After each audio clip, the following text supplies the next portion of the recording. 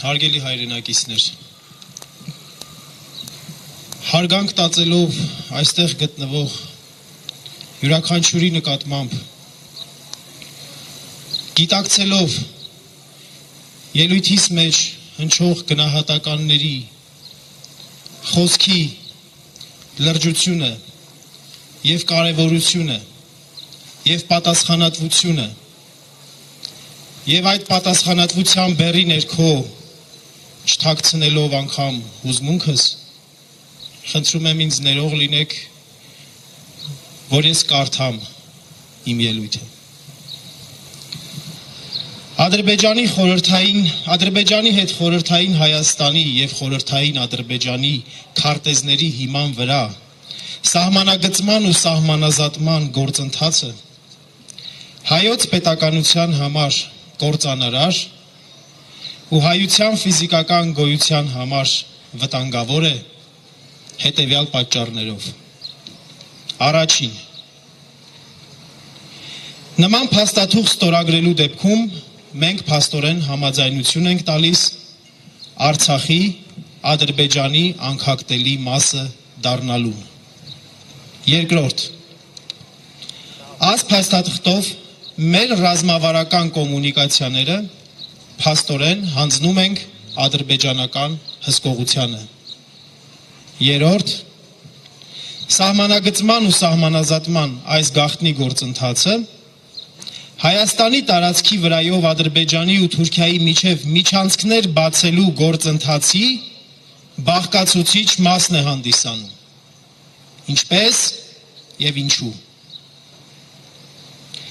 Երբ մենք համաձայնում ենք, որ հիմա, քանի դեռ չի կարգավորվել Արցախի հիմնահարցը, եթե գծում ենք սահման Հայաստանի ու Ադրբեջանի միջև, ապա ընդունում ենք նաև, որ Հայաստանի Հանրապետությունը Արցախի հետ չի ունենում ընդհանուր սահման, կամ որ Հայաստանի Հանրապետության արևելյան սահմանին հարող ցանկացած միավոր փաստորեն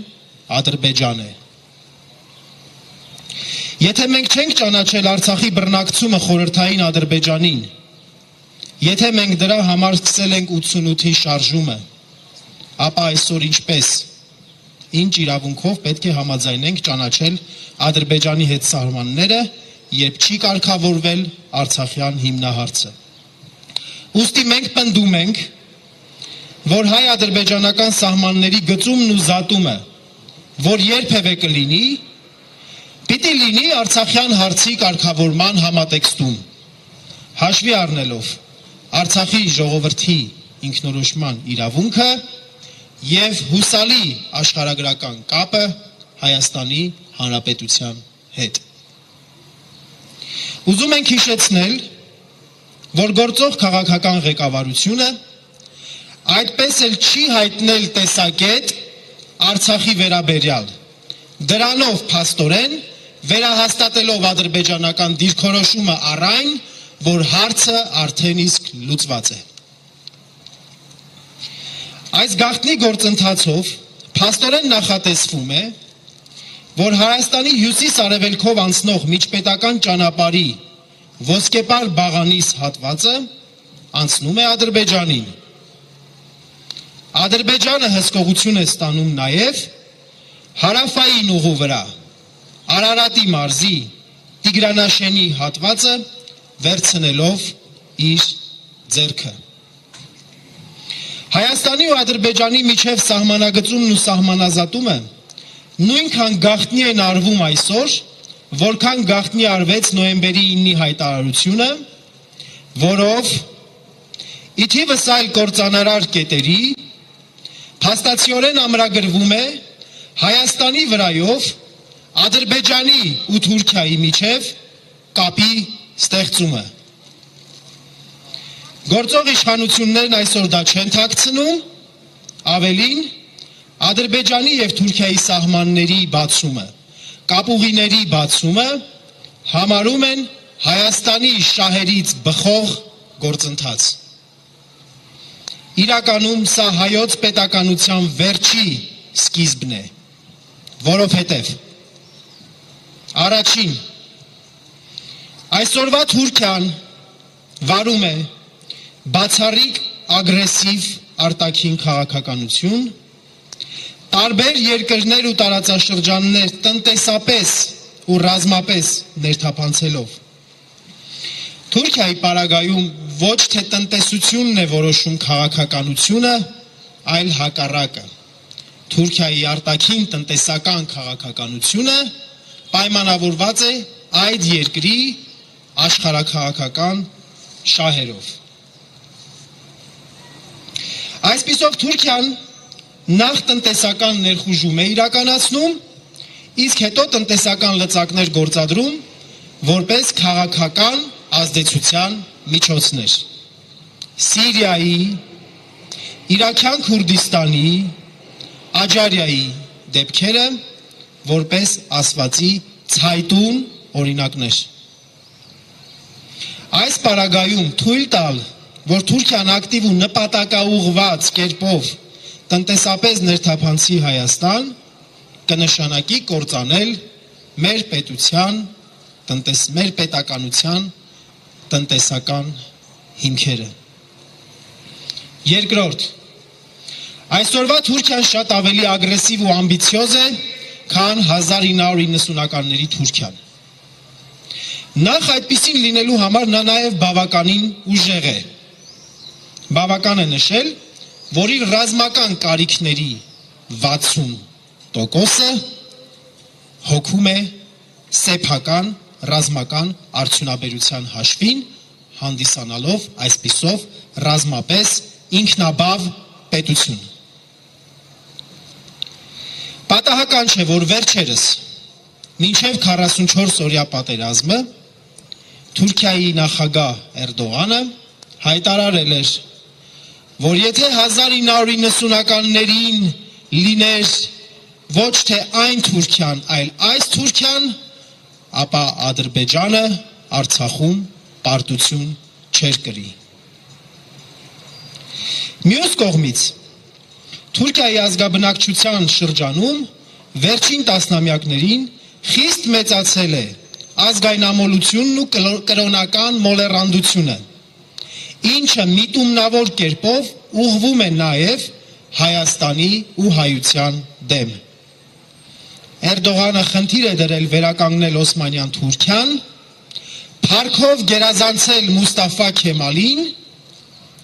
հզորությամբ գերազանցել Քեմալի հիմնած հանրապետական Թուրքիայի։ Օսմանյան ճակերտների մեջ փառահեղ անցյալի թեման ֆիլմերի, սերիալների, երկերի ու պատմությունների ձևով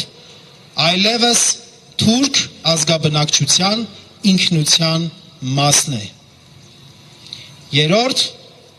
այսօրվա Հայաստանը տնտեսապես թուլության, ինչպես նաև անվտանգային որոշ խնդիրների պատճառով պատրաստ չէ հավասարի հարաբերությունների մեջ մտնել այդ երկրի հետ, ում ղեկավարները չեն խորշում երբեմն մեզ հիշեցնել ցեղասպանության կրկնության մասին, այնպես, ինչպես Էրդողանը 44 օրյա պատերազմի ժամանակ սպառնաց կրկնել Էնվեր Փաշայի գործը։ Հետևապես, Հայաստանը և հայ ժողովուրդը չպետք է հանդես գան խաղաղություն մուրացողի դերում։ Հայաստանը պետք է ճիշտ աշխատի իր ռազմավարական դաշնակցի, գործընկեր ու բարեկամ երկրների հետ, ապահովելով իր անվտանգության որոշ բաղադրիչներ, ինչպես նաև կարճ ժամանակում ներքին ռեսուրսների գեներացմամբ, լուծի իր սահմանների պաշտպանության, ռազմական արդյունաբերության և անվտանգային այլ հարցերը։ Անհրաժեշտ է հրաժարվել Հայաստանի տարածքով միջանցքներ բացելու դավաճանական գործարքներից ընդհանրապես, այնպես էլ հայ-ադրբեջանական սահմանագծման ու սահմանազատման դավաճանական գաղտնի գործարքից մասնավորապես։ Ու չպետք է վախենալ միջանցքը բռնությամբ բացելու վերաբերյալ ադրբեջանական հոխորտանքներից, ոչ էլ պետք է տրվել իշխանությունների կողմից տարածվող այն կեղծ ու կործանարար թեզին, իբր Մոսկվան է ստիպում այդ միջանցքը բացել։ Այն իշխանությունների, ովքեր հազար ներողություն իրենց իսկ բառապաշարով արտահայտած մի կողմից լիզում են ռուսական սապոգը, մյուս կողմից տերեր փնտրելու վերաբերյալ մեսիջներ փոխանցում։ Հիշեցնենք միայն օրեր առաջ Երևանում Սերգեյ Լավրովի արած այն հայտարարությունը, որ բացառվում է միջանցքի բացումը բռնի եղանակով, եթե Հայաստանը ինքը չի ուզում դա անել։ Ուստի, եկեք միահամուռ մերժենք այս գաղտնի կործանարար գործարքը, ստիպենք, որ վարչապետի պաշտոնակատար հանդիսացող անձը չստորագրի այն, ինչպես նաև մեր բարեկամների ու ընկերների շրջանում բարձրացնենք այս խնդիրը, արթնացնենք նրանց։ Զարթնիր հայ։